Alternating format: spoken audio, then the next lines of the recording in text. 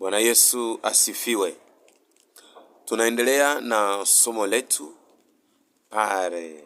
parti ya 4 na ndiyo ya mwisho, ambayo kichwa chetu cha somo inasema namna vile utafahamu nguvu za giza zinapokushambulia ndani ya nyumba yako, ama ndani ya nyumba yako kuna mchawi ambaye huwa anakutembelea, na yawezekana unaweza ukawa naye ndani ya nyumba.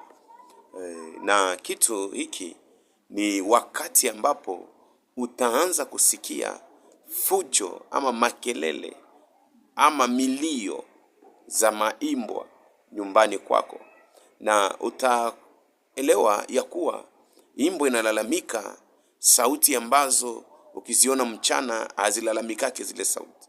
Yaani ni sauti za usiku za imbwa kuimba manyimbo, kulalamika. Imbwa inalalamika kama vile yenyewe kubanwa kwenye kushingo, sasa iko inalia msaada.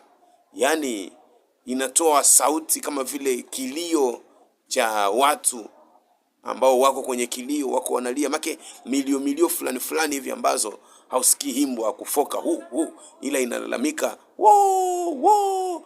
Ile vitu lazima uelewe kama kuna renyo ambazo zinafanyika kwenye nyumba yako. Ulimwengu wa giza inakuya fanya renyo juu ya nyumba yako. Yawezekana inafanya renyo juu yako mwenyewe, yawezekana inafanya renyo juu ya watoto wako, na wanaitana kwa pamoja, wanasema leo tutafanyizia renyo pale kwake. Na hapo utaelewa ya kuwa kuna shambulizi ambayo ipo, na utaelewa moja kwa moja ya kuwa kuna mpango ambao wanaupanga na kuja kufikse date. Na hii mulio hautaisikia mara moja. Wanaweza wakalia leo, watapitiza siku 2, 3, 4, 5 kulingana na rendezvous yao, tena wanakuja, tena wanalalamika, wanafanya makelele hapo, wanalalamika, wanalialia.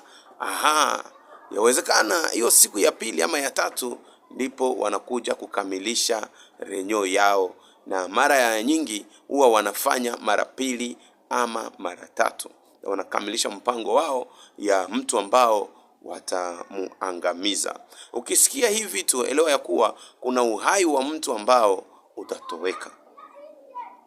Kwa hiyo ninakuombea Mungu, unaposikia vitu kama hivi, Mungu akutie nguvu, Mungu akuwezeshe. Unaingia katika maombi na kuanza kupinga na kukataa mipangilio yote ambao watakuwa wameipanga juu ya nyumba yako.